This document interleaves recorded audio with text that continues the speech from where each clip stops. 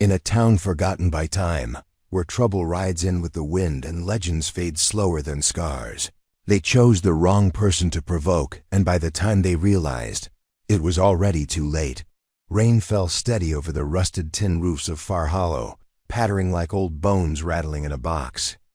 The wind stirred the broken fences and set the loose shutters clapping against weathered wood. Far Hollow wasn't a place you found on most maps. It was more like a place you stumbled into, or ran from, depending on what kind of trouble chased.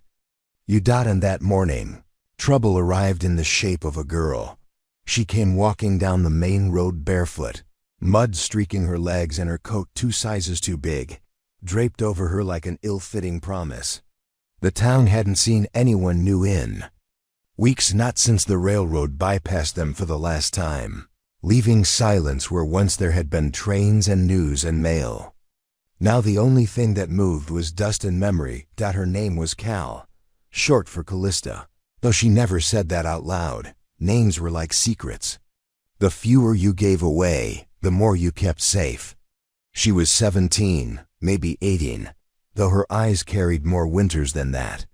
She didn't speak when she passed old Hiram Jensen sitting outside the Mercantile, nor did she glance at the lace-curtained windows where half the town peered through with eyes like sharpened needles. She walked like she had a destination, though. Far Hollow was the kind of place where destinations ran out, and following her, limping and wheezing, was the dog. It was mangy, skeletal, and half covered in mud and burrs. Its left eye was gone, a scarred hollow in its place, and it kept close to Cal's heels like it had known her all its life. Some said later it was the ugliest thing they'd ever seen. Others whispered it was the bravest. Cal stopped outside the shuttered veterinarian clinic. The sign still swung above the door, though the doctor had died 3 winters past, and no one had had the heart to take it down. The building was dark, dust-furred, and silent. She stood there a long moment, one hand on the dog's head, her other arm across her chest like she was holding something in. Then she moved, tugged a crowbar from her coat, and pried the lock open. The clang of breaking metal echoed down the street like a gunshot. Sheriff Rimmon heard it from across town where he was trying to fish a boot out of the creek again. He spat into the mud, cursed under his breath, and grabbed his hat. By the time he got there, Cal had the dog laid out on an old examining table inside, wrapped in towels and whispering soft things into its torn ears. "Miss," Rimmon said from the doorway, keeping one hand near his belt, "you care to explain what you're doing in there?" Cal didn't turn. She was pulling a needle from a dusty box, fingers trembling. "Saving him. Ain't no one practiced here in years. That building's condemned."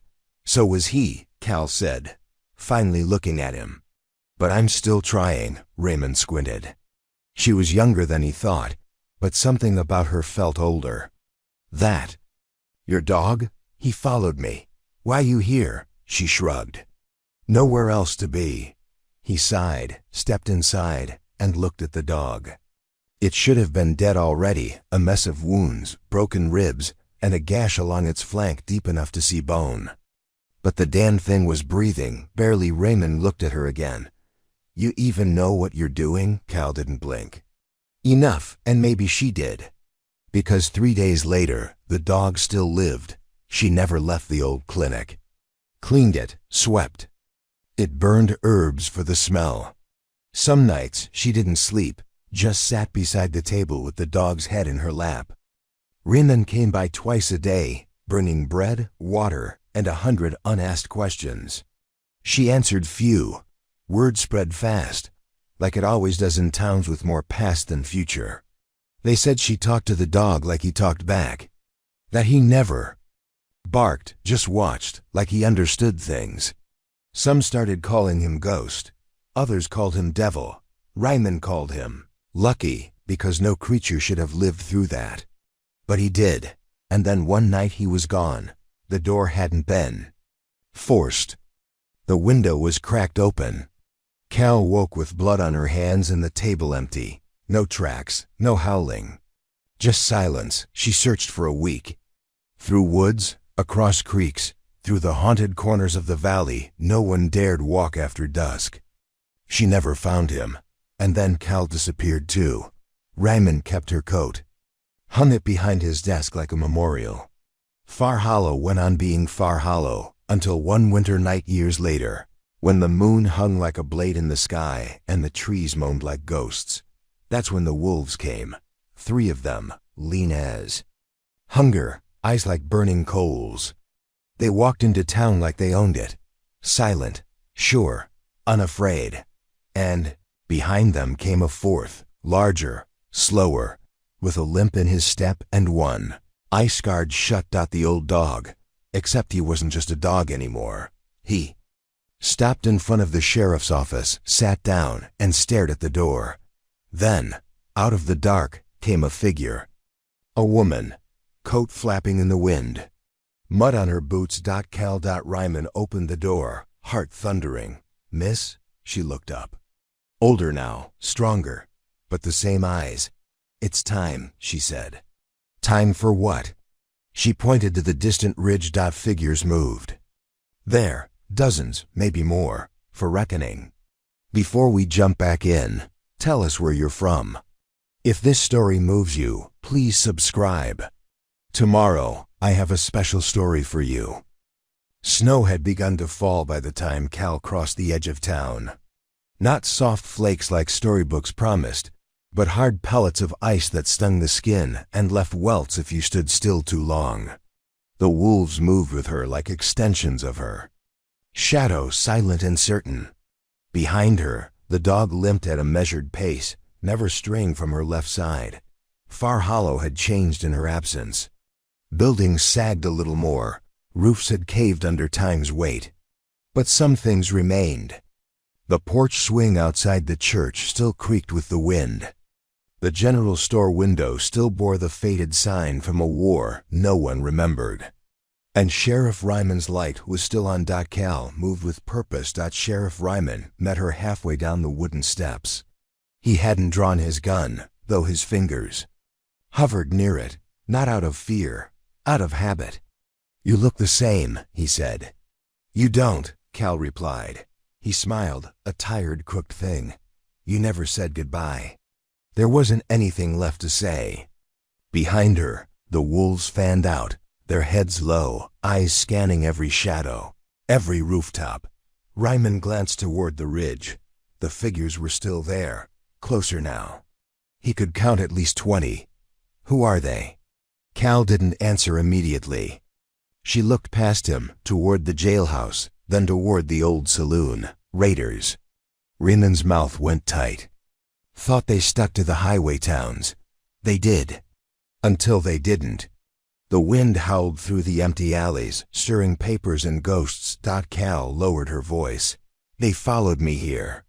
"Why?" "Because I stopped running." Ryman studied her. "And these?" He nodded toward the wolves.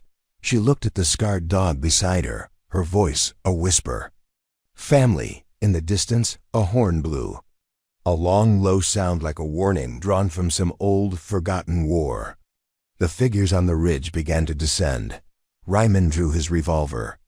"You could have kept going, left this place to rot. It already did."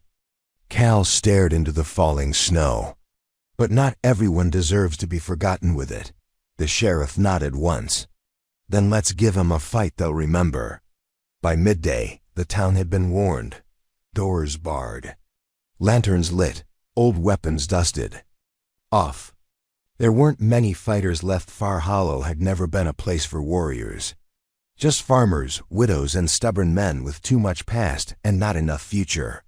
But when Cal walked into the town square, the dog beside her and wolves circling, they watched her like she was something ancient. Something forged. Atop the general store, Emmett Chambers leaned on a broken rifle. "That really the dog from back then?" he asked. Ryman, next to him, nodded. "Wouldn't believe it if I hadn't seen it. And her. She's what brought him back." The raiders didn't ride in with screaming or fire. They came quiet, men with machetes on their backs and scars like topography. Women with rifles, children old enough to kill. Cal had seen them before, lived among them once. Before she made her choice, their leader was a man named Jero, tall, bald, with a tattoo of a broken sun over his eye. He rode a black horse with red reins. When he reached the square, he didn't bother dismounting. "Cal," he called, voice lazy. "Didn't think you'd have the guts to stop." She stepped forward. "Didn't think you'd be so slow," he smiled, not kindly. "You know what happens next. You ride away." He laughed. It sounded like bones breaking. "I could. Or I could burn this place down like the last three." "The wolves." Snarled, low and guttural. "You brought pets to a war," he said. "No," Cal replied. "I brought survivors." She looked to the rooftops. Nods passed silently from one to another. Riemann cocked his rifle. "Last chance," she said. J.R.R.O. leaned in his. "Saddle." "No, girl, last mistake." The shot came from the church tower. One of the raiders fell. Then chaos. Gunfire tore through the snow. Wolves lunged. Raiders screamed, and Cal? Cal ran straight into the fire. She moved like she'd been born for it. Not with brute strength, but with certainty. Each bullet from her revolver found its mark. Each glance from her dog sent a wolf in a new direction. She wasn't just fighting, she was commanding. Jero tried to follow, but his horse panicked at the scent of the wolves. He dismounted, drew a curved blade, and moved toward the center of town. Riemann met him. They collided like two storms. Riemann, old but not weak. Jero young but reckless. Their fight spilled into the main road, blood staining the snow. Cal saw it, tried to get there, but 3 raiders blocked her. The wolves reached them first. The dog ghost now, no other name would. Fit leapt at one, jaws finding throat. The other 2 turned too late. Cal dropped one. The third raised a blade and was tackled by a child. No, not a child. Emmett's son, grown since she left, bearing the same rifle his mother had died clutching Dot by the time Cal reached Riemann. Jero was bleeding but standing. Riemann lay in the snow, clutching his ribs. "You okay?" she asked. He grimaced. "Been worse. Think I cracked a memory." Jero lunged. Ghost intercepted. The 2 collided with a force that cracked pavement. Jero's blade bit into fur. Ghost yelped but didn't stop. Cal screamed and fired. 2, 3, 4 shots. Jero fell. Not dead. But broken. The dog stood over him, chest heaving, blood dripping. From his side. Cal lowered her gun. The remaining raiders were gone, fled into the woods. The townsfolk emerged from their hiding places, cautious, blinking. It was over. Riemann, coughing, laughed. "Hell of a homecoming." She knelt beside him, pressing gauze to his wound. "Told you it was time. Thought you meant supper." Ghost collapsed. Beside them. Cal cradled his head, whispering things too soft to hear. His one good eye found hers. Then slowly, he closed it. And was still. A howl rose from the tree line.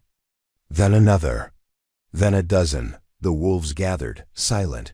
One by one, they stepped forward, heads bowed. Then, they turned, and vanished into the snow, leaving Cal. Alone. Except for the town that now stood behind. Her. Except for the future that waited. Except for the legend that had just begun. Continue? Winter didn't ease its grip on Far Hollow, if anything. The storm thickened in the days that followed the fight. Snow piled in quiet drifts against fences, swept over rooftops until they bowed beneath its weight. It coated the streets in muffled white silence, hiding the scars left behind by the raiders, the burn marks on the storefront, the shattered windows of the church, the blood darkened to rust in the dirt. They buried the dead with more dignity than anyone expected. Emmett Chambers made coffins from the remains of the old lumber shed. Raymond, ribs wrapped tight in linen, stood through the whole ceremony, even though every breath made him wince. The preacher spoke with a dry voice and eyes that didn't blink enough, but his words landed soft. Cal said nothing. She stood off to the side, a black scarf over her hair, one hand resting on Ghost's still frame. She hadn't left him since. That night, and the wolves, they lingered. Each dusk, they returned. They never came close, never crossed into the square. They stood just past the edge of town, pale shapes in the falling snow, silent as shadows, watching. Waiting. Some in town found it unsettling. Old Mrs. Bledsoe claimed they were ghosts. Others believed they were protecting her. Protecting them. Cal lived in the old veterinarian clinic again. No one dared say she couldn't. She swept it out, patched the roof with salvaged tin, and set up a small stove near the back. By the second week, a new sign hung above the door: Hollow Strays Care For. Lost things. People started bringing her animals. A half-blind mule, a kitten with frostbitten ears, a chicken with one leg. She didn't ask questions, and they didn't offer explanations. It became the way of things, but not all wounds could be stitched or fed. One evening, Ryman visited, his coat too thin for the wind. He knocked, then let himself in when she didn't answer. Cal sat on the floor beside Ghost's grave. It wasn't much, just a pile of stones under the old oak, but she had carved a single word into the bark above it: loyal. "You haven't spoken to anyone in days," he said. Cal didn't look up. "Been busy. Doing what?" "Listening." "To what?" She gestured toward the trees beyond the grave. He followed her gaze. The wolves were there again, unmoving. "They want something," she murmured. Ryman crossed his arms. "You sure it's not you who want something?" She finally looked at him. Her eyes were rimmed red, but not from crying, from not crying. "He didn't just find me that night," she said. "He brought them. He led them. You think he trained wolves? I think they recognized something in him, something he carried. Maybe. Something I carry too." The sheriff said nothing for a long time. Then quietly, "They're not going to stop coming, are they?" "No. And what happens when the next threat follows them into town? Another gang? Another war?" Cal stood slowly. Her shadow stretched long across the wall. "Then we don't wait for them to find us."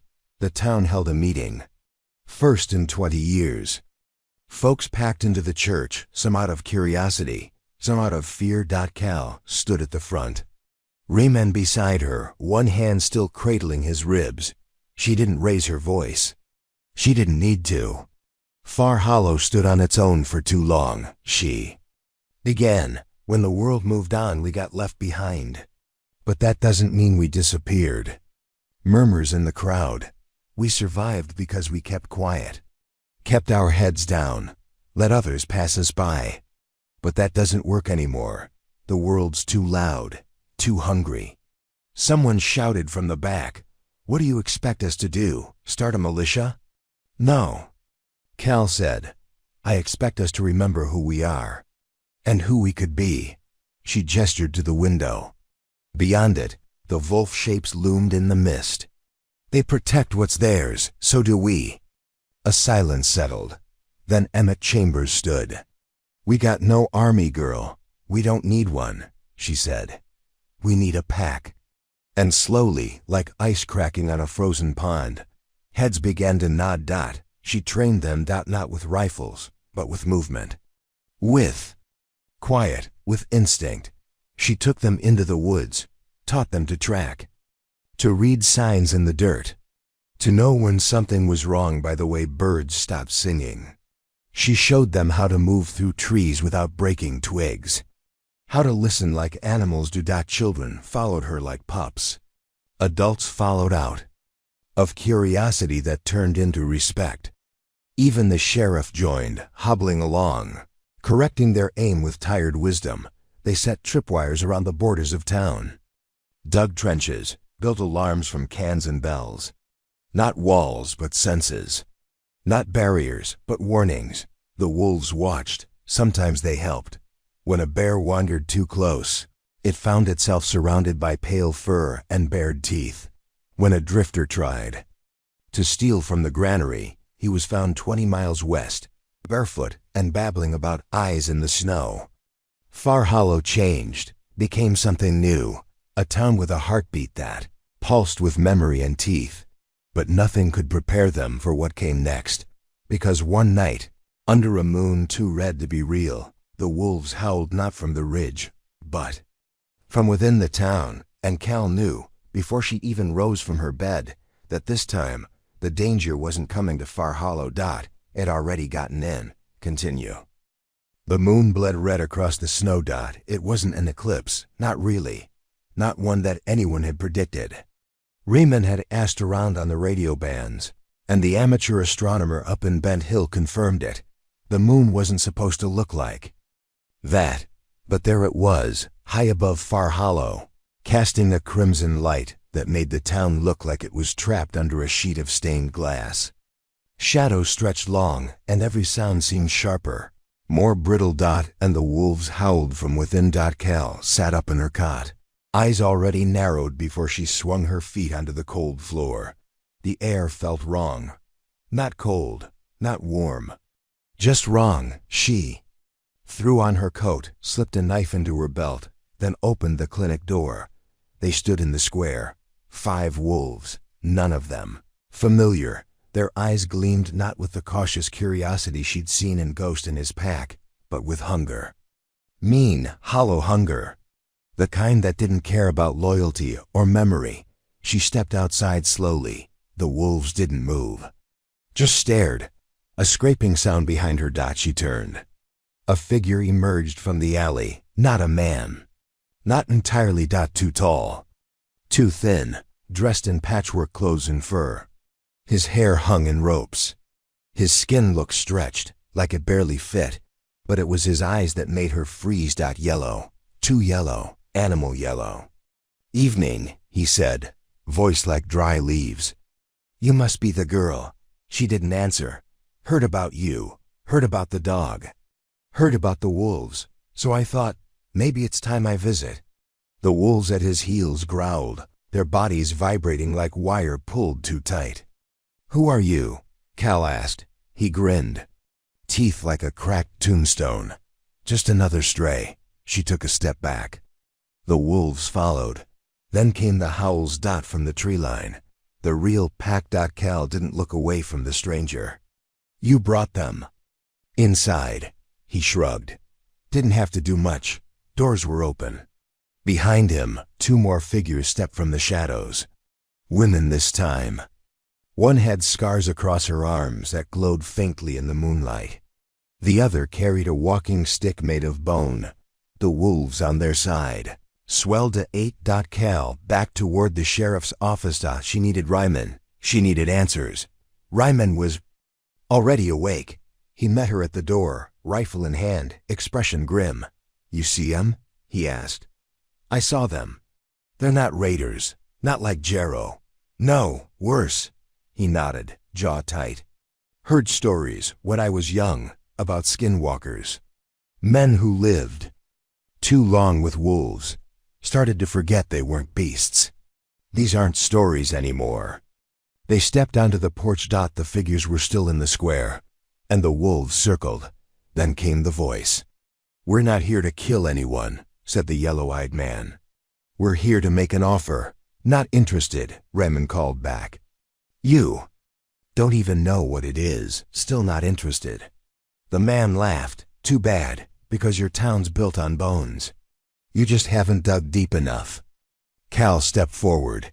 Say what you came to say, then leave. He tilted his head. You're not like the others. You understand the pull, the wild, the freedom of teeth and claw. We felt it in you when the old dog died. He called to us with his last breath, that hit like a punch. You lie. No, we came because of him, but we stay because of you. The wolves pressed in. The townsfolk began to gather, confused and afraid. Join us, he said, or fall beneath us. Riemann chambered around. That your idea of diplomacy? It's the only kind that survives the winter. Cal drew her knife. The red moon bled. And the fight began. It wasn't like before. The raiders were human, predictable. Angry. These were different, fast, coordinated. They moved like predators. Like they knew. The townsfolk fought anyway, from rooftops, behind fences, from windows and ladders and chimneys. And the real wolves came. Ghost's pack descended like white shadows. The two forces met in the middle of the square, fur and fangs, claws and blood. It wasn't just a battle. It was nature drawn raw.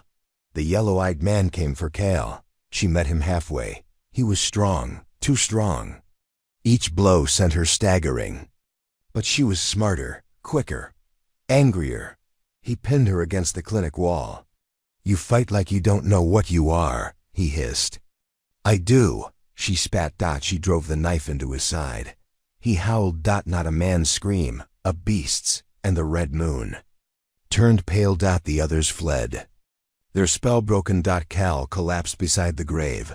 Ghost's grave. But this time, she smiled, because the howl she heard then, it wasn't from the trees. It was from the ridge. High. Clear. And full of promise. Continue. The moon bled red across the snow. It wasn't an eclipse, not really. Not one that anyone had predicted. Riemann had asked around on the radio bands, and the amateur astronomer up in Bent Hill confirmed it. The moon wasn't supposed to look like that, but there it was, high above Far Hollow, casting a crimson light that made the town look like it was trapped under a sheet of stained glass. Shadows stretched long, and every sound seemed sharper, more brittle. And the wolves howled from within. Cal sat up in her cot, eyes already narrowed before she swung her feet onto the cold floor. The air felt wrong. Not cold, not warm. Just wrong. She threw on her coat, slipped a knife into her belt, then opened the clinic door. They stood in the square.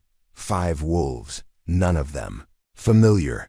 Their eyes gleamed not with the cautious curiosity she'd seen in Ghost and his pack, but with hunger. Mean, hollow hunger. The kind that didn't care about loyalty or memory. She stepped outside slowly. The wolves didn't move. Just stared. A scraping sound behind her. She turned. A figure emerged from the alley. Not a man. Not entirely. Too tall. Too thin. Dressed in patchwork clothes and fur. His hair hung in ropes. His skin looked stretched, like it barely fit, but it was his eyes that made her freeze. Yellow.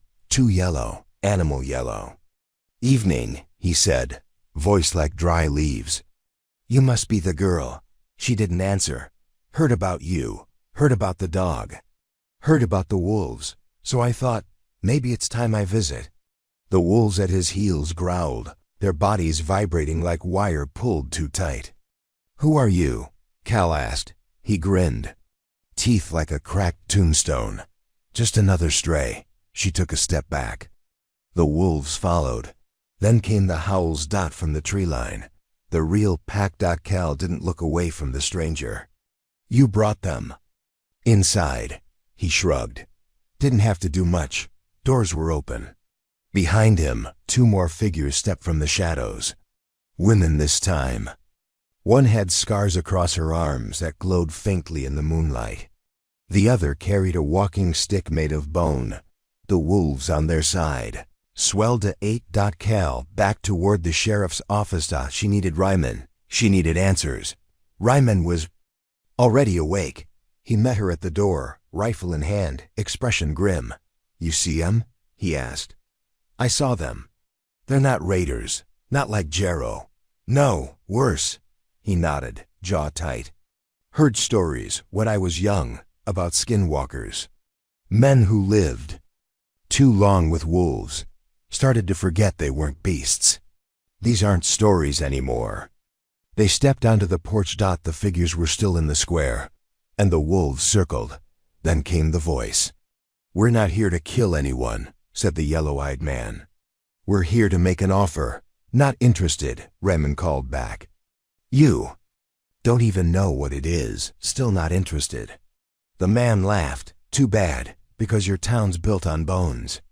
You just haven't dug deep enough." Cal stepped forward. "Say what you came to say, then leave." He tilted his head. "You're not like the others. You understand the pull, The wild, the freedom of teeth and claw. We felt it in you when the old dog died. He called to us with his last breath that hit like a punch. You lie. No, we came because of him, but we stay because of you. The wolves pressed in. The townsfolk began to gather, confused and afraid. Join us, he said, or fall beneath us. Riemann chambered around. That your idea of diplomacy? It's the only kind that survives the winter. Cal drew her knife. The red moon bled Dot and the fight began. Dot, it wasn't like before. The raiders were human, predictable. Angry. Dot, these were different, fast, coordinated. They moved like predators. Like they knew. The townsfolk fought anyway, from rooftops, behind fences, from windows and ladders and chimneys. Dot, and the real wolves came. Ghost's pack descended like white shadows.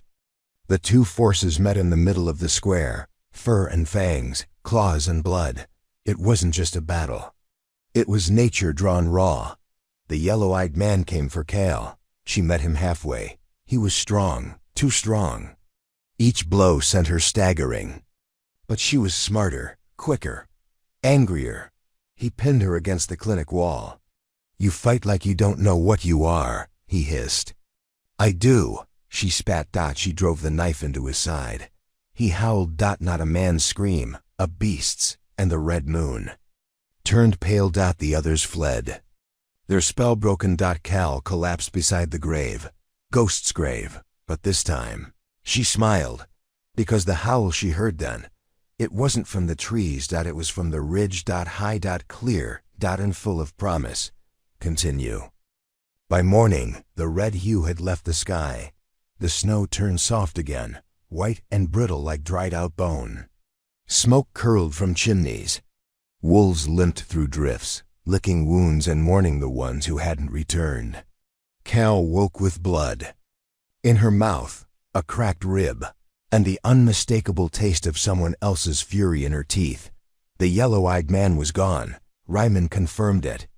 Tracked his blood as far as the ravine, where it vanished into cracked stone. No body, no sign of death. Just retreat, but not surrender.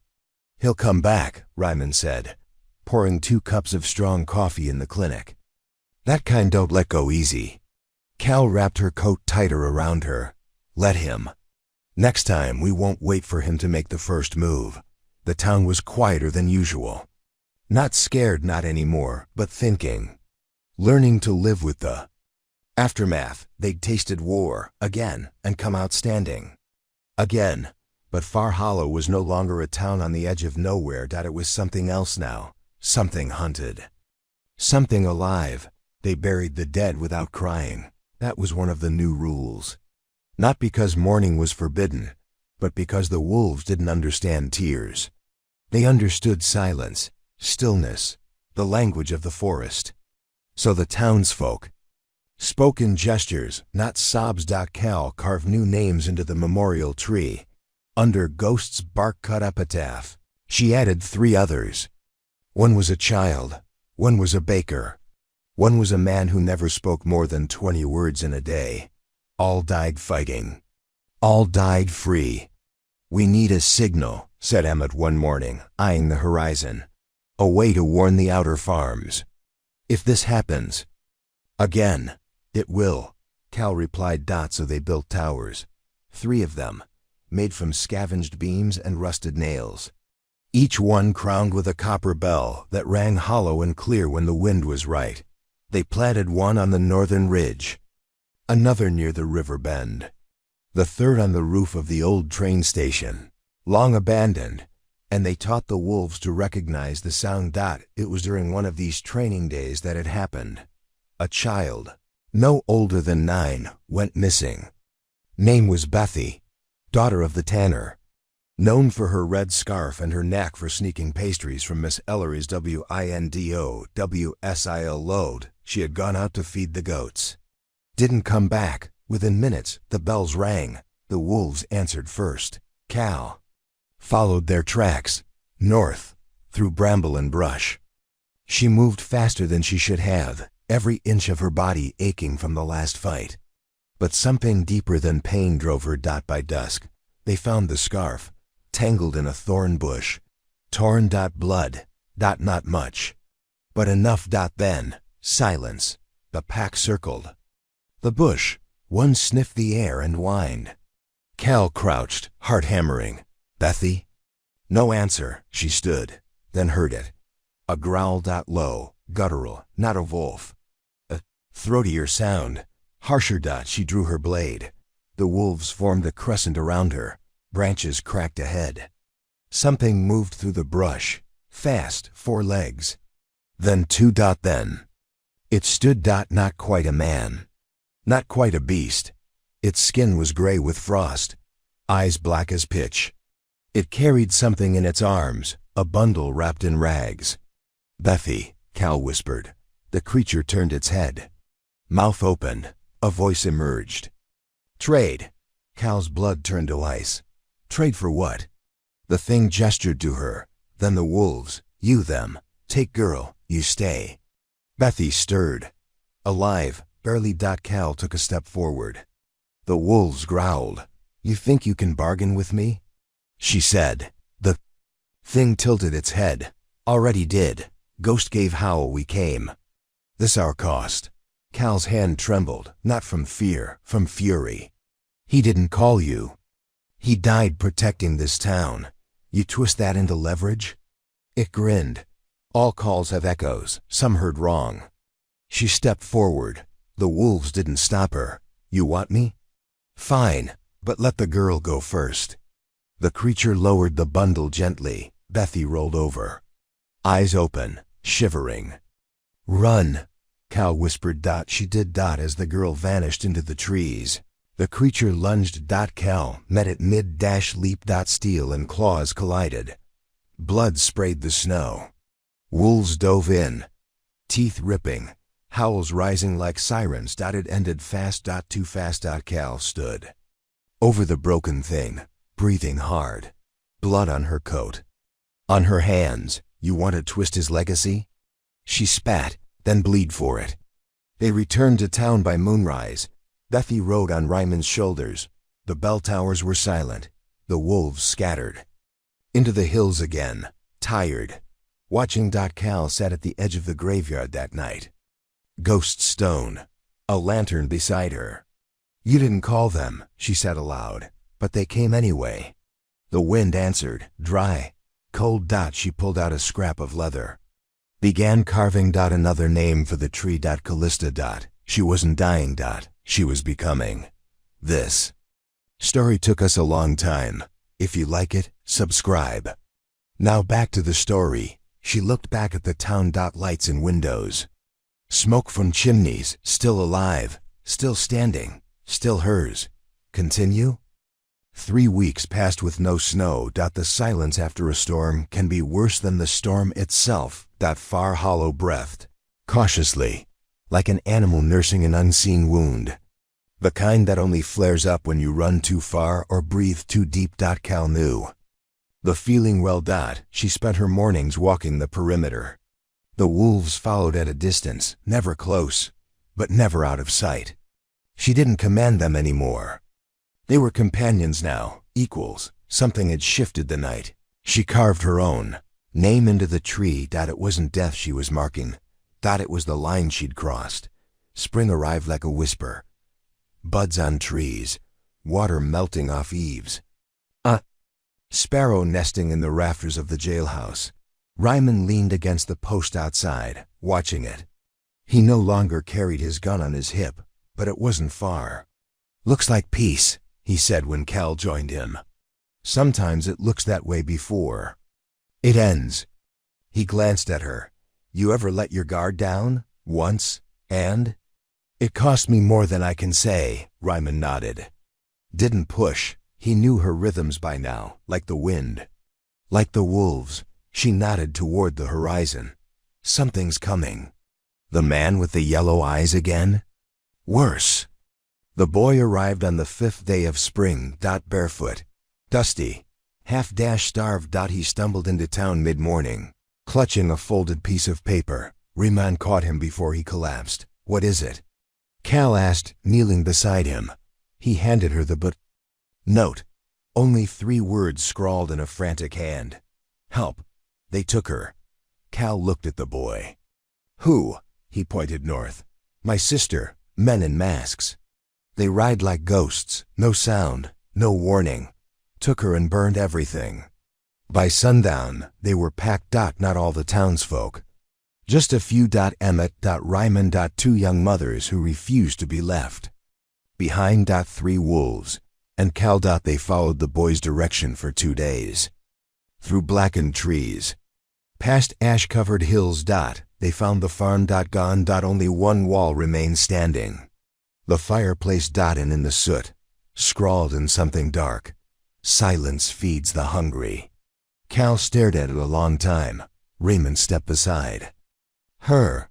That a message? A doctrine. The first body they found was strung between 2 trees. A warning, eyes missing. Mouth sewn shut. The wolves. WHINED. Cal whispered something to them. They vanished into the woods. Ryman watched her.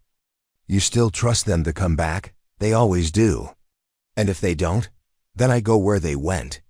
They followed the trail north into the canyons. Hard land. Dry wind. Redstone that looked like frozen blood. The gang was called the Quiet Whispers. And rumors. No one knew where they came from. Just that they arrived, took, vanished. Cal had heard of them once years ago. Before Far Hollow. Before Ghost. She hadn't believed the stories then.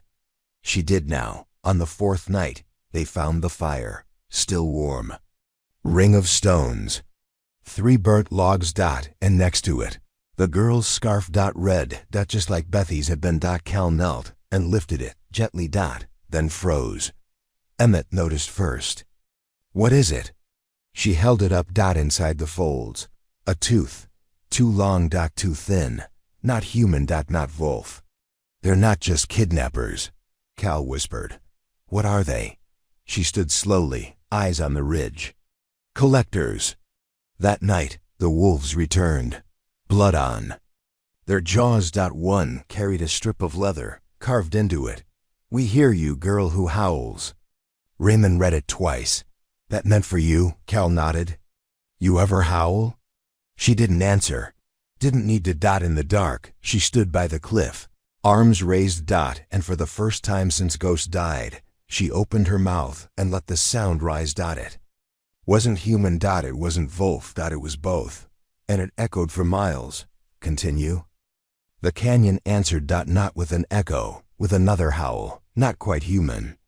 Not quite wolf. But not hers. Cal froze. So did the wolves. Raymond held his breath. The others, crouched near the fire, exchanged wide-eyed glances. Even the wind seemed to pause. Then it came again. Distant. Mocking. Familiar. It wasn't a reply. It was a challenge. They didn't sleep that night. The fire was kept low. Wolves circled the perimeter. The canyon walls pressed close, red in daylight, but now black as sin. Cal sat alone, sharpening her blade. Not because it needed it, but because she did. She was remembering something. Ghost's final breath. The scar. Down his side. The way his body tensed just before it stopped. He had heard that sound too. Not that night in Far Hollow. Years. Before. In the deep woods. She hadn't understood then. She did now. There had been others like him. Like her, but something had twisted them. By dawn they moved. Narrow trails wound down into the canyon floor. The light filtered through in slants, revealing old wagon bones and rotted shoes, ancient fire rings and strange patterns painted on the stone. Cal read them like pages. It's a path, she said. To where? Asked Ryman. To the part of the world people stopped believing in. They reached the first gate by noon. It wasn't a gate in the usual sense. Just a jagged rock arch, twisted. Like bone. Beneath it, silence. So thick it hummed. And hanging from the center, a child's shoe. Be thy single quotes s. Cal stepped forward. The wolves snarled. One growled and backed away. Stay, Cal whispered. This is mine. She passed under the arch. The air changed instantly, warmer, metallic. Like breathing in old rust and fever dreams, a voice spoke from nowhere. "What do you give?" Cal stopped. "Who are you?" "You knock, we ask. What do you give?" She looked behind. The wolves waited, unmoving. Riemann had raised his rifle, but didn't. Fire. Cal drew her blade. She cut her palm. Held it up. "My blood. My voice. My vow." The wind moved, and the shoe fell. It landed in her hands. The arch shimmered. Then faded, and behind it, a path, dirt, scorched, with footsteps. Many, small and large. Bare and shod. They followed. They passed through markers. Charred dolls nailed to trees, jawbones painted gold. Symbols scratched into stone that made Emmett's teeth ache to look at. "This is a cult," he muttered. "No," Cal said. "Then what is it?" "A mirror." He didn't ask again. The camp was buried in a hollow below an overhanging bluff. 20 tents. Ring of fire pits. Ropes strung like webs, and in the center, children. 5 of them. Sitting cross-legged, eyes glassy, mouths sewn. Bethy among them. Cal saw red. Raymond caught her arm. "Wait." But it was too late. From behind the bluff came the noise. Drums. Then figures. Dozens. White masks, long robes. Each one carried a lantern made from bone. The leader stepped forward. Not the yellow-eyed man. Worse. A woman. Skin gray as ash, antlers bound into her hair with sinew. "You," she said. "The one he warned us about. Who?" "The dog." Cal's heart twisted. "He came to us. Blood for us, then chose you. And we've been starving since. Then maybe you should starve." The woman smiled. "You'll give him back, one way or another." She clapped her hands, and the children stood. Their eyes glowed. Bethy opened her mouth. A sound escaped, not a scream. A howl. Low. Hungry. Cal single quotes bled from her belt. Ryman raised his rifle. The wolves charged. And Far Hollow's reckoning began anew. Continue? The canyon rang with the clash of the old, and the primal. Wolves met masked figures in a frenzy of snarls and steel. Riemann fired from the ridge, taking down 2 before they reached the children. Emmett charged, swinging a blade made from a broken shovel. It found meat. It found bone. Cal didn't see any of it. She saw only Bethy. The little girl stood still, mouth torn by stitches, hands trembling at her sides. Her eyes, glowing that unnatural yellow, flickered between vacant and pleading. Something was inside her, but something else was fighting to get out. Cal ran. Straight through the chaos, through a gap opened by a wolf that leapt past her shoulder and took a mask wearer to the ground. She reached Bethy and knelt, cupping the girl's cheeks. "Bethy," she whispered, "look at me." The girl's mouth quivered. "You're stronger than them, stronger than what they put in you. Remember your name, remember your scarf, remember Miss Ellery's pies." A flicker. Then a sob. The glowing faded. Bethy fell forward into Cal's arms. The wolves formed a ring around them, behind the fires. The woman with antlers screamed. Her voice cracked the air like glass shattering underfoot. The remaining masked figures turned in unison, facing Cal. Cal stood slowly, Bethy in her arms, blood soaking her sleeve. "You wanted him back?" she shouted. The woman snarled. "You had your chance. He left you." "He chose." The drums rose again. The children behind the fires turned. Not all of them were saved. Some still glowed, still bound, still not fully themselves. And they were howling. Raymond emptied his last round into the drummers. The wolves charged. Again, Emmett was hit. A slash across the back. He didn't fall. He just screamed and kept swinging. Cal placed Bethy behind a rock and turned.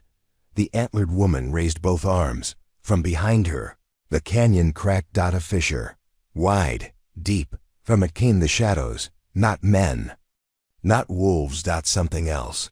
Twisted things. Long dash, limbed. Wrong. "He was our beginning," the woman intoned. You were his mistake. Cal stepped forward. Her blade gleamed. No, I was his choice. She ran. Straight into the shadows, steel flashed. Teeth snapped, claws ripped, but she kept going. She reached the fissure. Through. Her blade into its heart. It stuck. The canyon shuddered. The woman screamed. Cal raised both hands and howled. The sound ripped through the canyon. The wolves joined. Her. Then Ryman. Then Emmett. Then the children. It was not a sound of fear. It was the sound of return. Of reclaiming something stolen. The fissure split wider. Then collapsed. Rocks tumbled. Fire spat upward. The shadows were swallowed.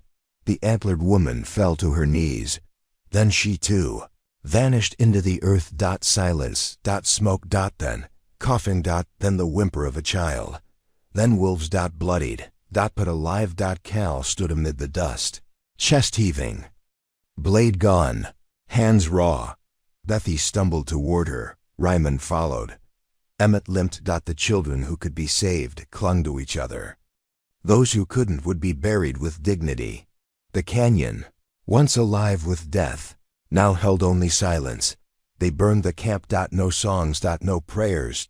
Just fire and resolve. And as the flames rose, the wolves howled again. Not for vengeance, for ghost, for all the ghosts, for the children returned, for the girl who had once nursed a dying dog, and who now carried a pack upon her shoulders. Cal stood at the canyon rim long after the others had gone. She carved a symbol into the rock, one only the wolves would understand. A vow. Never again. Then she turned and began the long walk home. Continue? It took them 4 days to return to Far Hollow. Bethy rode the last 2 on Ryman's shoulders. She didn't speak much, but the glassy look had left her eyes. She hummed when the sun was warm. She clutched her red scarf like a promise. The wolves guarded the flanks. No growls, no howls, just presence. Silent and steady. It was enough. When the ridge broke and the town came into view, Cal stopped. Smoke rose from chimneys. Flags fluttered from rooftops, a signal the townsfolk had decided on in her absence. 3 colors, white for peace, red for alert, green for return. Today, the green flags danced. She let out a breath she hadn't realized she'd been holding. They were expected. They were wanted. The homecoming wasn't loud. It was reverent. Doors opened. Hands reached. Some wept. Some saluted. Bethy ran to her mother, and the woman dropped to her knees, pulling her daughter in and sobbing so hard it echoed off the walls. Ryman clapped Emmett on the back so hard they both winced. Cal said nothing. Just stood in the town square while people slowly circled her. Some touched her shoulder. Others nodded. No one spoke. Words would have lessened it. Then the wolves sat beside her. Not just 3. Not just 5. 11. The whole ridge pack, one even, carried something in its mouth. Cal knelt. As it approached. It dropped it gently at her feet. Her blade, scorched, twisted, but hers. That night, a feast. Not extravagant. Not organized. Just plates passed from hand to hand. Lanterns hung from porches. Music scratched out on an old fiddle. Cal sat on the clinic steps with a mug of cider and her coat draped over her knees. Ryman joined her eventually. "You ever going to tell me what happened down there?" he asked. "Would you believe it if I did?" "Probably not." "Doesn't mean I don't need to hear it." She looked at him. "I saw what we become if we forget who we are." He was quiet a moment. Then, "That's not what scares me." "What does?" "What if who we are is the problem?" Cal sipped her cider. "Then we change." The next day, the wolves left. Not all, but most. Cal watched them go. Standing at the ridge, they didn't look back, but one broke away at the last moment. A young gray with a bent ear. He padded back to her and sat. She blinked. "You staying?" The wolf yawned. She smiled. "All right then." She named him Ash. Weeks passed. Then months. Far Hollow changed again. Not loudly, slowly. The bell towers were repaired and used for more than warnings weddings. Births, even a festival whence the first spring harvest came. The kids no longer ran. From shadows they played tag with the wolves. Bethy began speaking again. Her first word was safe. Cal reopened the clinic. But not just for animals now. She treated burns. Set bones. Cleaned wounds. She stitched fear into threads of healing, and people came. From outside. From forgotten towns. From broken paths. Drifters. Wanderers. Survivors. All with scars. All with stories. They came to find a place where the silence had been. Broken. Where howling meant something holy. They came to her. One night, under a sky so clear it looked scrubbed. Cal walked to Ghost's grave. Ash followed. She sat beside the stones and touched the bark where his name was carved. She didn't cry. Not because she wasn't sad. Because she wasn't alone. They said the dead don't come back, she whispered. But you did. Not in body, but in every howl, every paw print. Every child that sleeps easy again. Ash pressed his head to her knee. She looked up at the stars. So many, so bright. Each one, a fire that refused to die. Just like him, just like her. Continue? Summer came, not with scorching heat or wildfires. Far Hollow never burned like that. It came soft. With golden fields and lavender skies. With children laughing in the creek and goats knocking over laundry lines. Cal walked slower now, not from pain. From purpose. She had learned to pause. To notice the way wildflowers claimed the cracks in the road. How beetles carved their kingdoms beneath the steps. Peace, once foreign, now clung to her like the scent of pine. But peace never lasted long. And it never came without a cost. The letter arrived in the mouth of a bird, a crow. To be exact. It landed on the bell tower and dropped a roll of cloth tied with red sinew. Cal unwrapped it with steady fingers. Inside, a strip of flesh, a silver coin, and a message burned into bark. The hollow has teeth. Let's see if it bites. Ryman read it over her shoulder. That meant for you. It's meant for us. Who would send something like that? Someone who thinks ghosts stay buried. The next week, livestock disappeared. 4 sheep from the Ferris. Barn. 2 goats from the southern pen. No blood. No prints. Just a missing. Then came the silence. Not normal night. Silence. Dead silence. No crickets. No frogs. Not even wind. The kind of silence you only heard before a scream. They found the tracks on the edge of the orchard. Too large for wolves. Too narrow for horses. Hooved. But cloven the wrong way. Ash growled when he smelled it. And Cal felt it in her chest, a memory not hers. But ghosts, something old, older than the pack, older than far. Hollow. She knelt by the tracks. Ryman crouched beside her. What are we hunting? Nothing. Then what is it? Something that thinks it can hunt us. That night, they set the traps. Wire. Loops. Triple arms. Oil in shallow pans to catch prints. Emmett strung bells from the eaves. Bethy insisted on placing her scarf on the porch railing. It's lucky, she whispered. Cal didn't argue. They waited. Nothing came. Not for 3 nights. Then the moon vanished. Not behind clouds. It simply didn't rise. Darkness thicker than smoke swallowed the fields. Cal stood in the square. Alone. The others waited indoors. She held her blade. Ash stood by her left knee. Come on then, she whispered to the dark. Let's see if you bite. The wind shifted. A sound slithered between buildings. Hooves. Not galloping. Clicking. Deliberate. From every direction. Then. A voice. You have teeth. But do you have soul? Cal spun. Figures emerged from the shadows. Not beasts. Not raiders. Tall. Draped in robes made of ash and antler. Faces covered in bark masks. Eyes glowing faintly behind slits. And one taller than the rest, held a staff with a hollow skull at its top.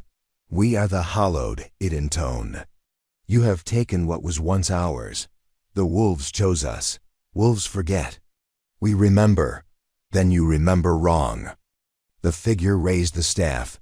The ground cracked. From the earth rose something terrible.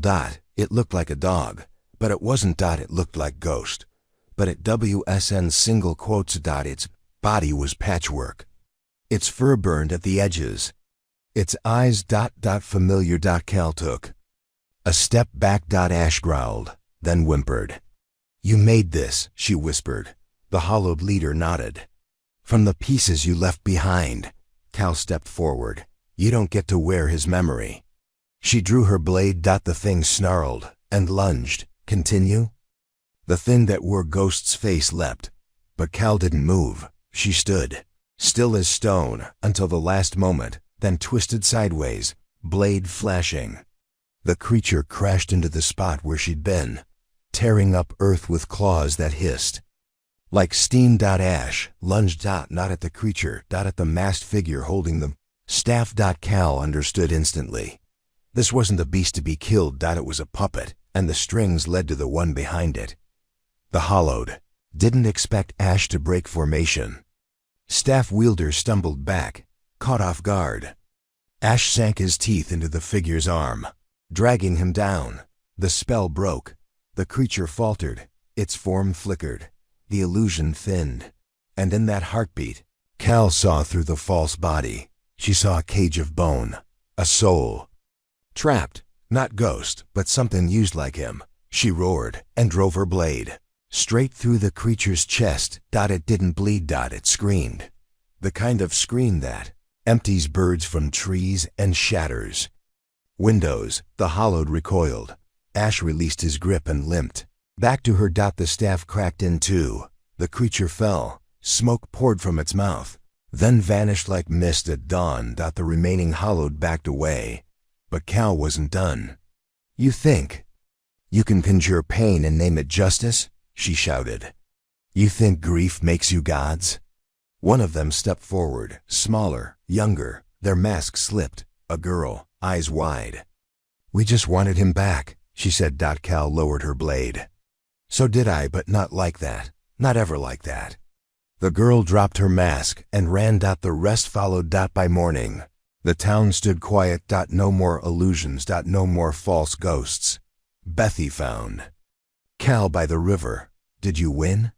She asked. Cal didn't answer right away. She looked at Ash, who had curled beside her, tail twitching in sleep. We didn't lose. They buried what was left of the creature under the memorial tree, not to honor it, but to remind themselves what not to become. Ryman watched the dirt fall with hard eyes. That thing. It really looked like him. It wasn't him. You sure? Ghost knew love. That thing only knew hunger. Summer waned. Ash healed. Thy smiled more. The bell towers rusted a little, and the green flag stayed up longer than they ever had. But at night sometimes, Cal would walk to the ridge. She wouldn't carry her blade. She wouldn't bring the wolves. She'd just sit and listen. Not for danger, but for silence. To make sure it was still gone. To make sure peace had stayed. Because Far Hollow didn't belong to the dark anymore. It belonged to those who dared to howl. Continue? Fall came in slow, like a lullaby sung by the wind. Leaves turned gold. Apples hung heavy on limbs. Bethy wore boots 2 sizes too big and ran wild with the goats. Cal sat often on the porch, mending coats, watching Ash nap in the dust. Far Hollow healed. And with healing came forgetting. Not by all, but by enough. That worried Cal. It started with a dream. She stood at the edge of the ridge, looking down into the canyon where the Quiet had once made their camp. But now it was filled with water. Still, black, reflective. She leaned forward. In the water, she saw herself, but her reflection smiled, and she wasn't. She jerked awake. Ash was already up, ears twitching. The air smelled different, like ash. Like wet fur and old sorrow. The town awoke to a strange sound. Not bells, not howls. Not even screams, laughter. But wrong. Mismatched. Like it didn't belong to any throat that should laugh. They followed it to the graveyard. A dozen townsfolk, Ryman, Emmett, Cal. And there, Standing atop Ghost's grave was a girl no older than be thy white dress, barefoot, laughing. Get her down, Raymond said. Cal stepped forward. Hey, you all right? The girl looked at her. And Cal's face looked back, not like a twin, not like a mask, like a mirror. Then the girl grinned and burst into flames. No, one was hurt. The fire was gone in seconds. So was the girl. But something stayed behind. The grass refused to grow on Ghost's grave after that. And the stone marker began to crack. That night, Cal searched the old journals, the ones Ghost had buried in tin under the porch. Written in charcoal and code. She found a name, one she hadn't heard in years. Miroween. A kind of mimic. Not demon. Not spirit. Not entirely real, but born from grief, from longing. From places where memories go to rot. They fed on loss and mirrored the pain. They come when you forget, the journal said. They look like what you miss, but they aren't. They never are. Bethy screamed the next night. Cal was there in seconds. The girl was pointing at the window. It was me, she sobbed. Outside. Me, but wrong. Cal held her tight. Ash stood growling at the sill. The tracks outside weren't human. They weren't. Wolf. They were. Both. Miroween didn't attack like raiders. They didn't burn farms or shoot guns. They reminded. They whispered old regrets. They mimicked lost brothers. They sang lullabies in dead mothers' voices. And slowly, they made people forget who they were. Two men walked into the woods, following shapes of suns lost years before. A woman carved her lover's name into her skin, even though he'd died in the mine collapse. And the wolves? They howled without sound, like their voices were being stolen. Cal gathered the town. In the chapel, lanterns low. Ash at her feet. They feed on holes inside you, she said. So we fill them. Together. Ryman stepped forward. We speak their names. We remember them truly, said Emmett. Bethy raised her hand. We don't let the pain become lies. So they did. One by one, they spoke the names, the real stories, not the ghosts. Not the fantasies. Just truth. And with every story told, a candle was lit. The wind outside raged, but the chapel held. The town remembered. And the Miroween began to fade. Cal stayed behind after the last flame was lit. She sat alone. Ash curled at the door. She looked at the last unlit candle. Then whispered. His name was Ghost. He wasn't perfect. He bit strangers. He hated storms. He slept with his head on my boots. And he died saving the girl he'd never met. She lit the candle. It flared blue, and the wind stopped. Not faded. Stopped. A peace fell so sudden. She almost wept. But then. Outside. A single howl. Not from Ash. Not from the ridge. From the graveyard. Cal stood. Slowly. Took up her blade. Opened the chapel door.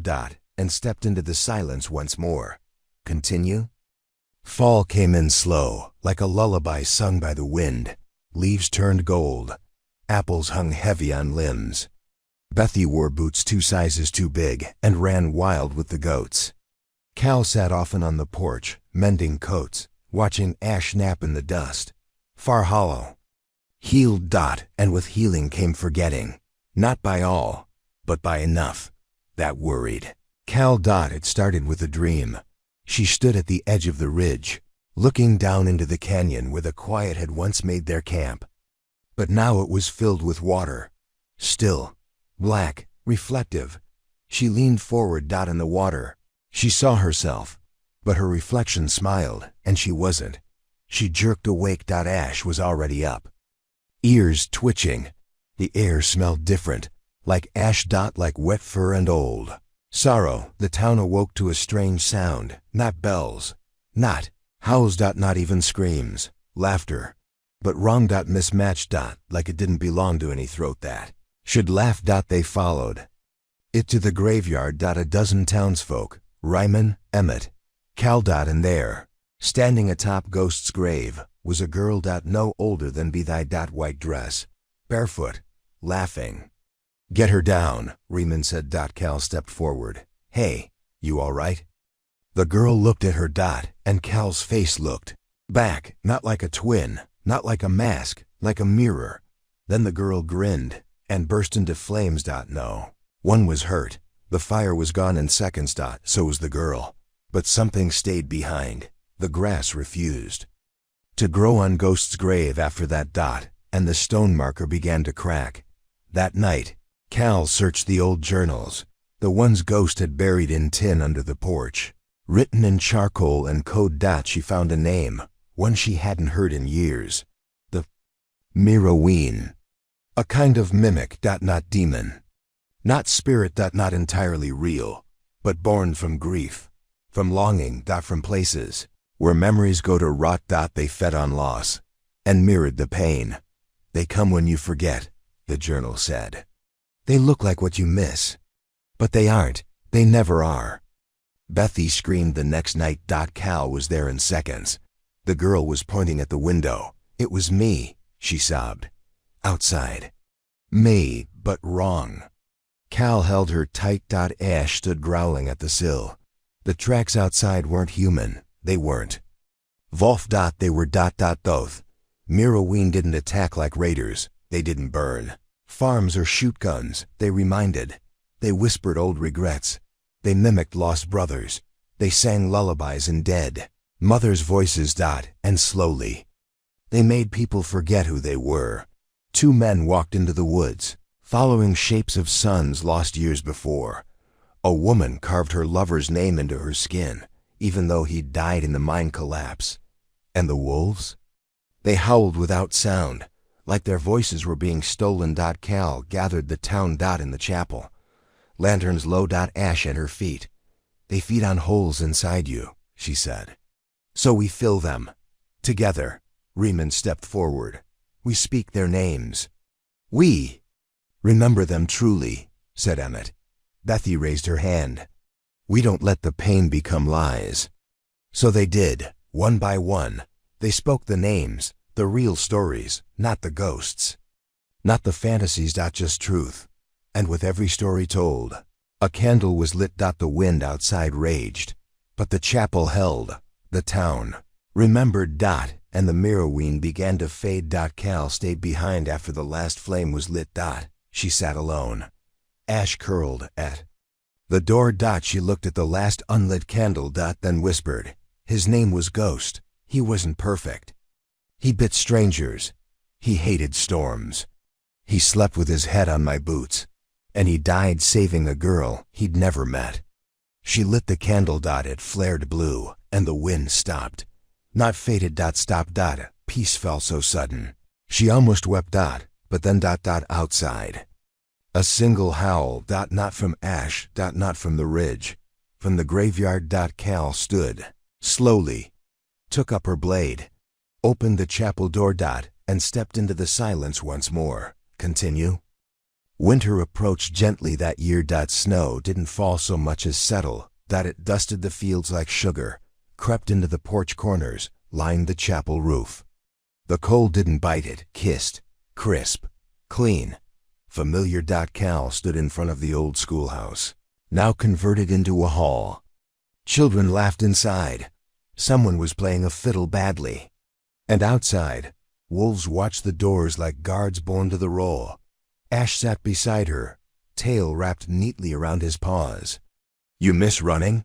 Cal asked. Ash flicked an ear. She nodded. Me, too. That night, they held a ceremony. Not for mourning, for honoring. Bethy read names from a worn book. Cal had written them herself, each one traced in charcoal. The names of the lost, the returned, the remembered. One by one, townsfolk stepped forward and added something to the fire. A tooth, a coin, a strip of red scarf. Memories made tangible, symbols turned sacred. When it was Cal's turn, she stepped forward and dropped a piece of the cracked grave marker into the flames. The fire flared blue. No one said a word. No one needed to. Afterward, Bethy found her by the well. Are we safe now? Cal tilted her head. Safe. Isn't a place. It's a promise. You promise? Cal looked up at the stars. So many, so bright. I do. But that promise would be tested sooner than anyone thought. The next morning, a wagon arrived. From outside the valley. Driven by a woman in silver leathers, eyes like frost, scar on her neck. She asked for Cal by name. You took something, the woman said, loud enough for the square to hear. I kept something, Cal replied. The woman dismounted slowly. From the back of the wagon came a growl. Low. Feral. And familiar. Ash stood, suddenly rigid. From the wagon stepped a wolf, but not wild. Not free. Collared. Scarred. Eyes glowing faintly yellow. Another child returned? No, a weapon reclaimed. The woman smiled. The hollowed fell. But not all of us forgot how to tame them. Ryman stepped between them. We don't do that here. The woman didn't blink. You will. Or you'll burn. That night, Cal gathered the elders, Raymond, Emmett, Bethy too. She deserved a seat now. And Ash, who sat at her feet. This isn't a raid, Cal said. It's an infection. Then we cut it out, Emmett said. Double quotes. No, we heal it. Bethy frowned.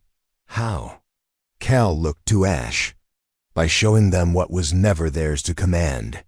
In the woods, Cal found the woman again. Alone. No blades, no wolves, just herself. The woman waited, eyes wary. You want the pack? Cal said. The woman said nothing. Cal reached into her coat, pulled out something wrapped in old leather. Unwrapped it slowly. The silver coin, the one sent months ago. In a warning. This coin was once a badge of belonging. You still think it is, but it isn't. The woman stepped forward. You think kindness wins. It doesn't. Teeth do, Cal smiled. Then it's a good thing mine are sharpened by mercy. From the trees came the wolves, not just Ash. Not just the Ridge Pack. All of them. The ones who remembered Ghost. The ones raised by Bethy. The ones who had never bowed. They circled silently. The collared wolf looked between Cal and the stranger. Then reached up. And bit through its own leash. The collar fell. The woman didn't run, but she dropped her coin and vanished into the snow. Cal picked up the collar. Held it once, then tossed it into the river. Ash wagged his tail. Bethy cheered. Ryman brought cider. And Emmett strung new bells from the chapel. The kind that rang in celebration. Not alarm. Winter passed. As did the fear. But the memory stayed. And that, Cal knew, was exactly what would keep them free. Continue? Spring roared in like a drunk on market day. Rain came in sideways. Thunder threw tantrums. The river rose, bit the banks, and nearly swallowed Emmett's fence. And yet everything grew. Wildflowers burst from every ditch. Birds built nests in the old silo. Bethy found a fawn curled under the chapel steps and named it Mud. Cal took long walks, not to patrol. To listen. To feel the rhythm of a town. Unafraid. But rhythms have heartbeats. And sometimes hearts skip. It started again with dreams. Not of ghosts, of voids. Empty fields, silent woods, townsfolk with no faces, Bethy crying. But her voice gone. Ash wouldn't enter the room when Cal woke up. He just stood at the threshold. Watching. Then the births began. 10 colts. All still. Litter of pup silent. A woman gave birth alone in the night. She lived. The child didn't. When they tried to bury it, the earth spat it back. 3 times. Cal led the service herself. Ash howled once. The trees bent. Then finally, the ground accepted the grave. But after that, no one slept easy. Raymond came to her porch after dark. Wet from rain. Eyes haunted. There's something under the hill, Cal nodded. I know. They gathered that night. Bethy, Emmett, Ryman, others who had earned their names in ash and shadow. They stood at the base of Long Hill, the ridge where Cal had once watched ghosts die. Where Bethy had been saved, where the wolves had first howled for her. The ground trembled, not like quakes, like breathing. Ash pressed against her leg. Ready. Cal drew the blade. Its edge flickered, almost alive. And she whispered, "Then let's see what's still dares to crawl." They dug. With hands. With tools. With memory. And below the roots and rock, they found bone. Not human. Not beast. Something forgotten. A skull the size of a wagon, eyes sealed by ancient wax. Teeth etched with runes older than the chapel. Bethy recoiled. That thing. It was always here. Not always, Cal said. Just. Waiting. The runes began to glow. Blue. Then red. Then black. Emmett grabbed Bethy. Ryman raised a rifle, but Cal stepped forward. "It's not a monster." They stared. She knelt beside the skull. "It's a memory." She pressed her palm to its brow and remembered. The hollow before it was hollow. The wolves when they still feared flame. A girl. A blade. Choice. To bury something, not because it was evil, but because no one understood it. When Cal opened her eyes, the skull was gone. So was the trench. The hill was whole. No rain. No tremor. Just stars and silence. A soft, kind silence. The kind that came after. They walked back slowly. Ash at her side, Ryman carrying Be Thy. No one spoke. No one needed to. At dawn, Cal stood at the edge of town. Looking toward the horizon. Not for enemies, for futures. Because Far Hollow had survived winter. Had survived silence. And now it had remembered itself. Truly. Finally. Which meant the rest of the story could continue. The first wagon didn't bring fear. It brought questions. A family from beyond the pass. Clothes in neat rolls. A tired mule. A father with old scars and a boy who hadn't spoken since the fire. "We heard this place listens," the mother said. Cal stood in the square, hands in her coat. She looked at Ash. He nodded. So did she. They let them stay. The next wagon came a week later. Then 3 more. By midsummer, 12 families had arrived, some with children, some alone. One woman rode in on a black stallion and claimed she'd once been married to the wind. Emmett raised an eyebrow. Bethy offered her cider. They built tents. Then homes, then fences, but not around the town. Within it. No walls. Just pathways. Cal watched it all with a quiet sort of awe.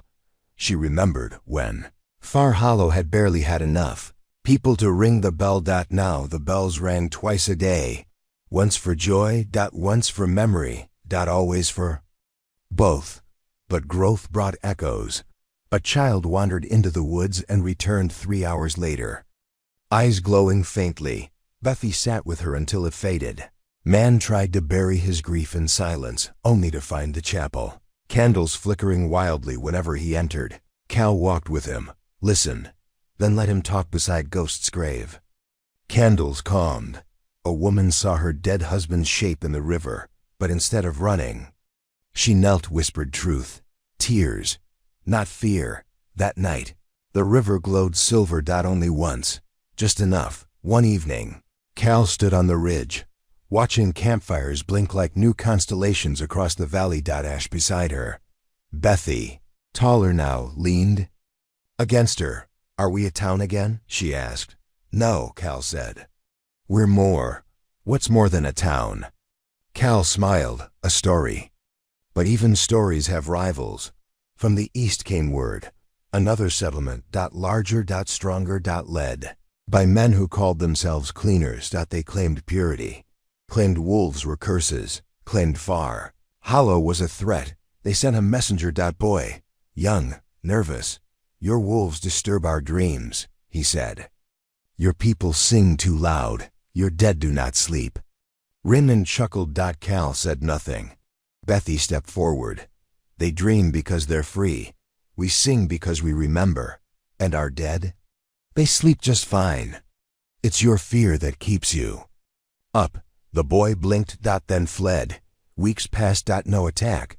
But scouts reported trenches. Smoke. Machines. So Far Hollow prepared. Not with guns. With stories. They painted murals. They sang in the fields.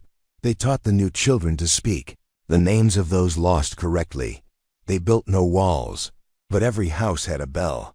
Every soul had a voice. Every wolf had a name. One night, Cal found a map nailed to the chapel door, a line drawn, a date marked. Challenge. She didn't tear it down, she added to it a single phrase: "Come see what love defends."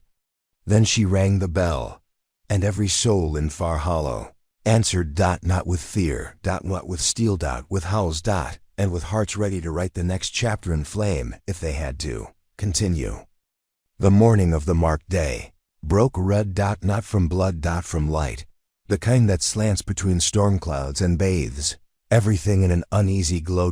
Cal stood in the center of Far Hollow, blade strapped to her back, Bethy to her left. Ash to her right. Every bell in town was silent, waiting. Every soul stood where they needed to be, not behind walls, among each other. The cleaners came at noon. Riders on black machines, helmets like beetles, flags like warnings, guns held tight. They didn't stop until they reached the chapel. Didn't dismount, didn't speak, until one of them, older, stepped forward, helmet off, eyes like iron. "You have wolves in your homes," he said. "You honor the dead like saints. You let grief fester until it sings. That isn't civilization. That's rot." Cal stepped forward. "Then let me rot in peace." The man smiled. "Peace is compliance." Bethy raised her hand. "No, peace is truth." A murmur ran through the riders. Ash growled low. The lead cleaner looked around, at the murals, at the bells, at the children standing hand in hand with wolves. "You built all this from sorrow." Cal nodded. "And joy. We remember both. We need both." There was a pause. Long, dangerous. Then the man pulled something from his coat, a detonator. "This is how you end a dream," he said. Cal didn't move, didn't blink. "Wrong," she said.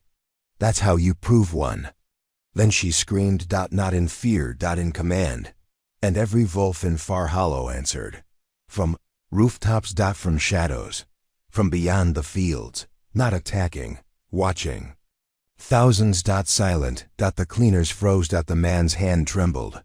"Go ahead," Cal whispered. "Pull it, and learn what happens when memory has teeth." He didn't. He turned. Mounted. And left. The others followed. Not one looked back. The next week, Far Hollow buried the detonator. Not out of fear. As a reminder, Raymond etched into its shell. Words matter more.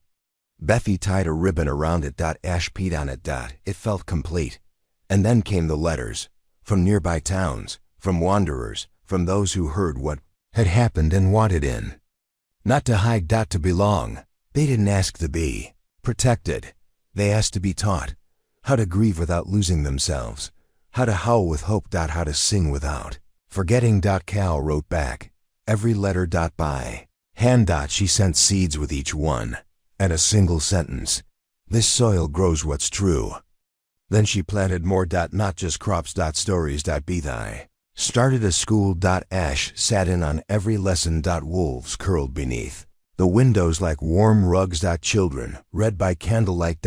And when they came to the chapter about the quiet, they didn't flinch. They understood. Far Hollow wasn't a haven. It wasn't perfect, but it had become something else, a beacon. And Cal, for the first time in her life, didn't feel like a guardian on the edge of ruin. She felt like a keeper of flame, one passed down. Not owned. Not worshipped. Just shared. And that was enough. Spring turned to summer. Then to harvest. And Cal finally built a home. Not just walls. Place.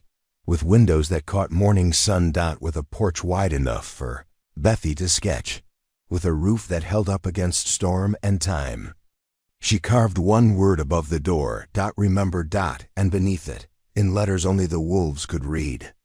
Still howling. Harvest moons glowed silver over Far Hollow, painting every field and fence post with an otherworldly light.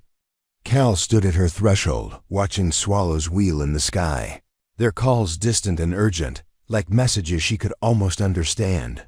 Beyond her home, the valley hummed with life. Crops bowed under the weight of ripeness. Children chased goats across sunlit meadows. Wolves circled the outskirts, their presence a gentle assurance rather than a threat. Far Hollow had become a living story, a tapestry woven from memory and hope. But stories need new threads. That evening, as the final light drained from the sky, a lone rider appeared on the ridge. The horse was weary, its flanks coated in dust. The rider wore a cloak of midnight blue, its hood concealing their face. Cal sensed it before she heard the hoofbeats, an echo from the past, a summons she hadn't felt in years. She called Bethy, and they met at the end of the road, where the rider slowed to a halt. The stranger dismounted. Hood lowered, a woman's. Face emerged, eyes dark as storm clouds, hair streaked silver like moonlight. "Cal," she said, voice brittle with relief. "It's time." Cal's heart tightened. She hadn't felt that name in a lifetime. "Mara," she whispered. Mara nodded, her gaze drifting over the fields and rooftops. "I followed the wolves. They led me here. But the call is not for Far Hollow alone." Cal exchanged a glance with Bethy. "What call?" Mara drew a map from her cloak, parchment edges frayed, runes dancing faintly in the twilight. "North of the mountains, the Draven Vale wakes. Shadows stretch beyond our borders. It feeds on worlds that forget their stories. Far Hollow stands as a beacon, but its light won't reach beyond these peaks." Bethy reached for Cal's hand. It trembled. "You will go?" Cal looked at her home. The banners still hung. The bells would ring at dawn. The wolves would be waiting. But the path called her away. "Yes," she said, voice steady. "I will." The next morning, the town gathered to see Cal depart. Raymond, Emmett, Bethy, the families who had come from every corner. Wolves lined the road like silent escorts. Cal embraced Bethy. "Tell our stories," she said. "Teach them to howl." Bethy nodded, tears catching the sun. Cal embraced Ryman. He pressed a weathered bar against her palm, a reminder of words that matter. She mounted her horse. Ash at her side, he refused to leave, leaping onto the saddle's crupper. Behind her, Mara settled with her own mount, cloak folding like shadow. Cal looked back once. Far Hollow shimmered in the dawn. Then she turned forward. And they rode. Beyond the ridge, the trail narrowed into a ribbon of stone.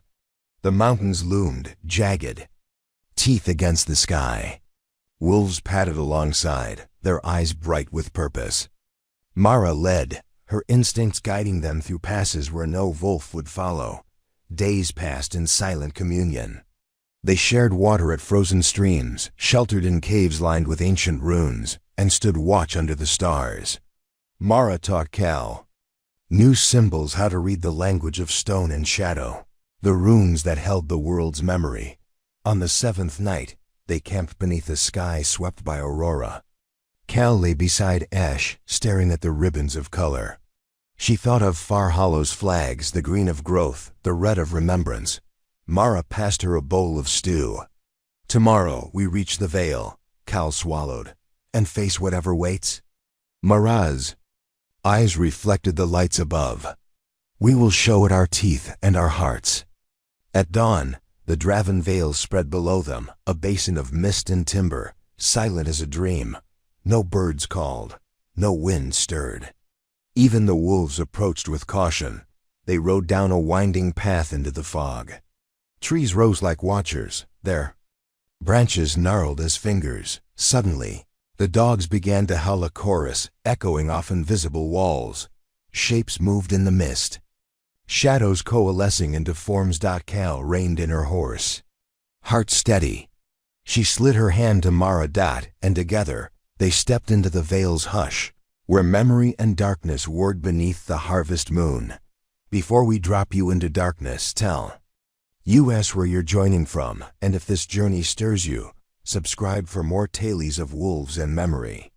Tomorrow, the real reckoning begins. Continue?" The days grew shorter, but the light never dimmed in Far Hollow. Harvest turned to late summer. and the fields lay gold beneath the dying sun. Cal spent her mornings in the garden, where seeds of every kind took root wheat for bread, flowers for color, stories for every passerby to remember why they came. Ash trailed behind her, nose down, tracking scents older than time. Bethy joined sometimes, her sketches filling pages with wolves and fields and the occasional raven that visited the Windowsill. The piece felt absolute. Almost too perfect. Then the tremor came, not in the earth, but in the air, a ripple of unease that made birds take wing and children pause mid-laugh. Cal heard it first on the breeze that carried the smell of smoke. Though no fire burned in the valley. She gathered Ryman and Emmett. "Do you feel it?" They nodded. "A message," Raymond said. "Or a warning?" Cal frowned. "From the Vale? From the cleaners? From something else?" Emmett shook his head. "Can't tell, but it's not ours." By dusk the wolves howled again, not the coordinated call of Far Hollow's pack, but 1,000 voices rising from the wild places beyond.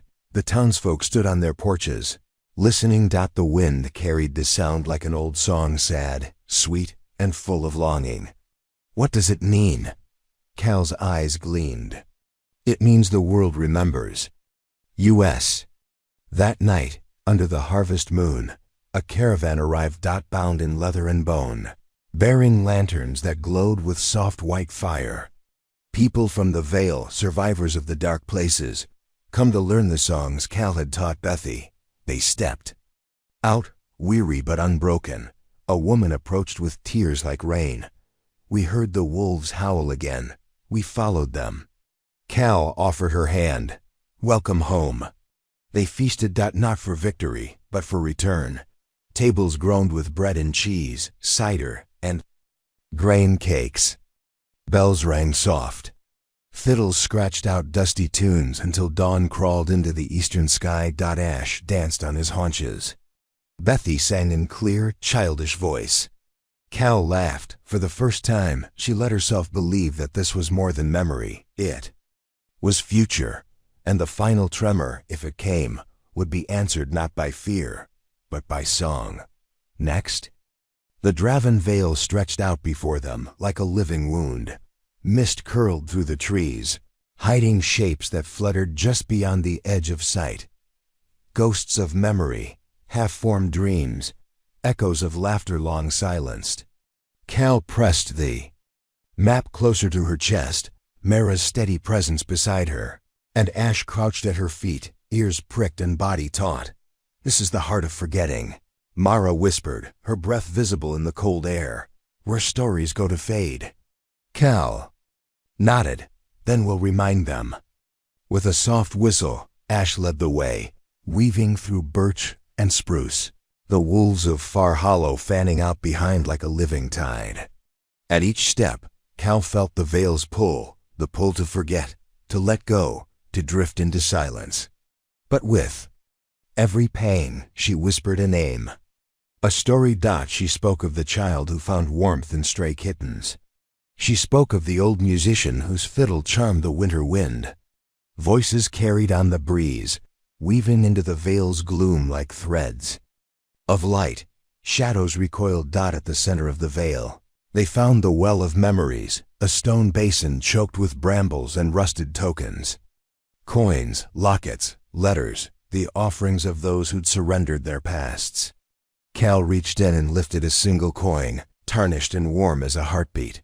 "Stories are brave," she said, voice echoing. "They bear our joys and our pains. They are what makes us human." Mara knelt beside the well and began to trace runes in the dirt, runes of remembrance and resilience. As she spoke them aloud, the tokens in the well trembled, then lifted, swirling like fireflies in the gathering dusk. One by one, they rose and hovered, memories set free. A roar thundered through the Vale, the roar of wolves, of people, of hope. The mist lifted, revealing faces in the darkness. Lost sons, hidden mothers, silent lovers, all returned in luminous shapes, no longer bound to the well. They stepped forward, following the tide of released memory, merging into the world once more. Spirits anchored in flesh and bone by the stories Cal and Mara had saved. As dawn broke, the vale bloomed anew. Flowers pushed through fallen leaves, streams sparkled with promise, and the trees stood taller, their branches heavy with new life. Cal and Mara stood at the edge of the clearing, ash between them, the sun casting long shadows that stretched back to Far Hollow like a bridge. Mara laid a hand on Cal's shoulder. The stories live again. The vale remembers. Cal nodded, tears glinting in her eyes. And we will tell them. They began the journey home, wolves at their side, memory blazing in their wake. 2 more great stories are next. Don't miss them. Subscribe and turn on notifications.